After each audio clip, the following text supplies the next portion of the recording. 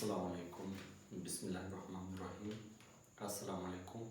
एक बार फिर Sarana Khan chemistry teacher आप लोगों की खिदमत में हाजिर।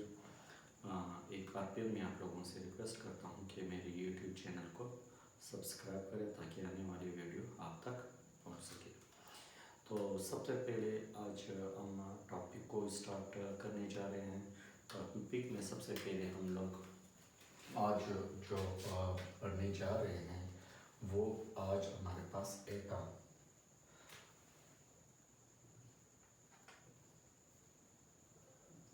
आज 13 डेट है, तो किस चीज़ के बारे में? एटम।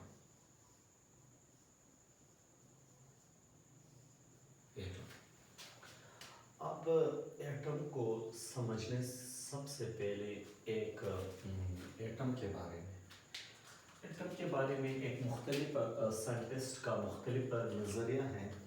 तो सबसे पहले जो एटम के बारे में जिसका एक नज़रिया था वो हमारे पास एक जर्मन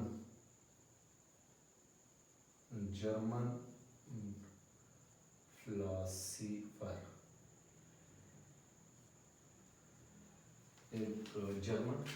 था जिसका नाम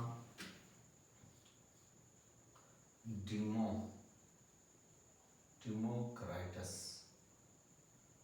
उन्होंने एक एटम के बारे में उन्होंने ये नज़रिया पेश किया डेमोक्रिटस ने कि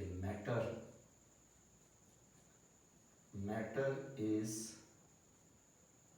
made up of small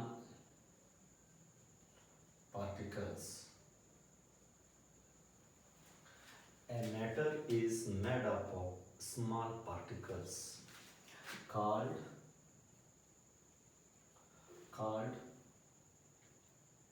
atoms.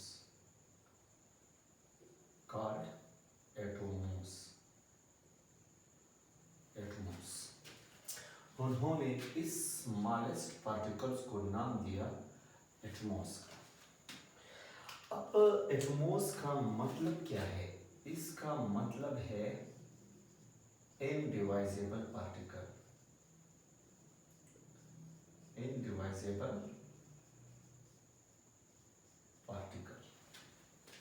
जिसका क्या मतलब है? Indivisible particles.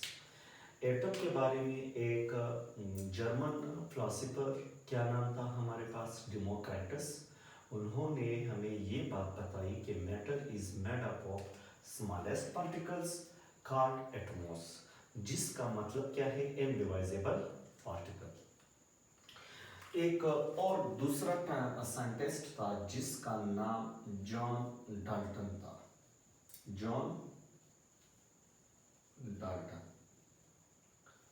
ये एक इंग्लिश केमिस्ट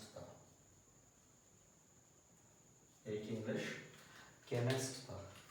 उन्होंने एक थ्योरी प्रपोज की। इसने एटम के बारे में एक थ्योरी प्रपोज की। इस थ्योरी को called Dalton atomic theory. Dalton's atomic theory का नाम हम देंगे। क्या नाम देंगे? डाल्टन एटॉमिक थ्योरी का नाम हम उनको देंगे। तो एक दूसरा साइंटिस्ट जिसका नाम क्या था? जॉन डाल्टन, एक इंग्लिश केमिस्ट था। उन्होंने एटम के बारे में एक थ्योरी प्रपोज की जिसको हम क्या नाम देंगे?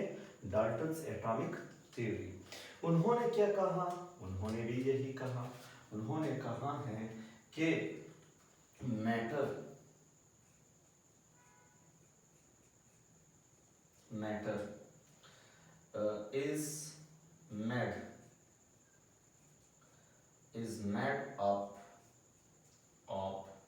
is made up of tiny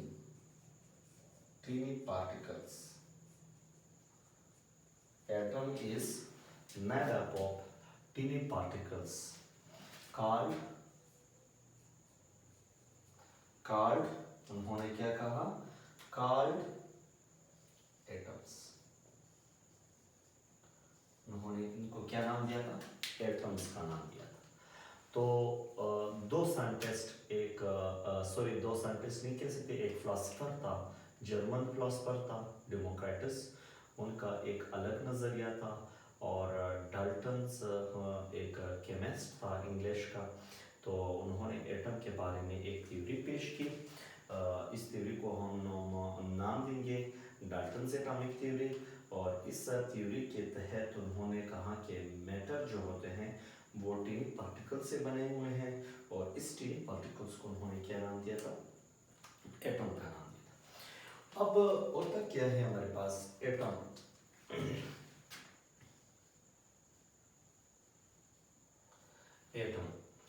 atom को सबसे पहले हम बात करेंगे कि ये हमारे पास the smallest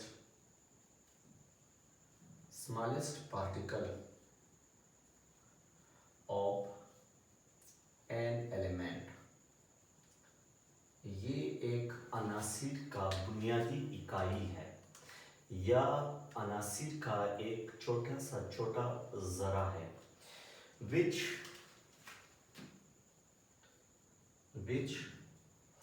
cannot be exist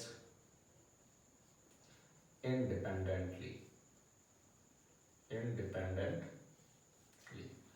and take part in a chemical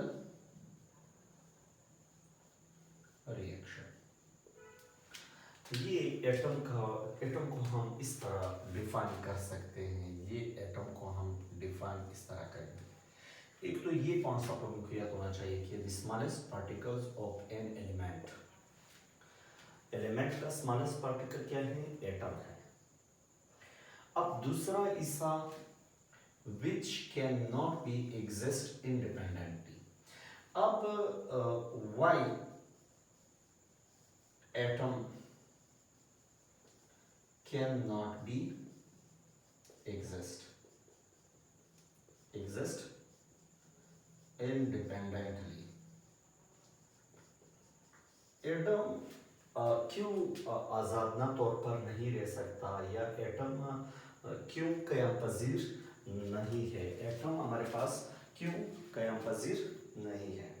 इसका रीजन यही है बिकॉज क्योंकि एटम्स को अगर देखा जाए, एटम का जो आखिरी मदार है जिसको हम आउटर मोस्ट शेल कहते हैं, एटम्स का आउटर मोस्ट शेल अगर देखा जाए वो हमारे पास क्या है, incomplete.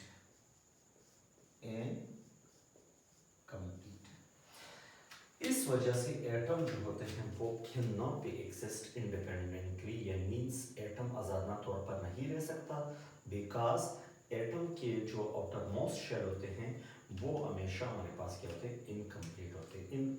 Incomplete means नामुकम्मल, incomplete means नामुकम्मल,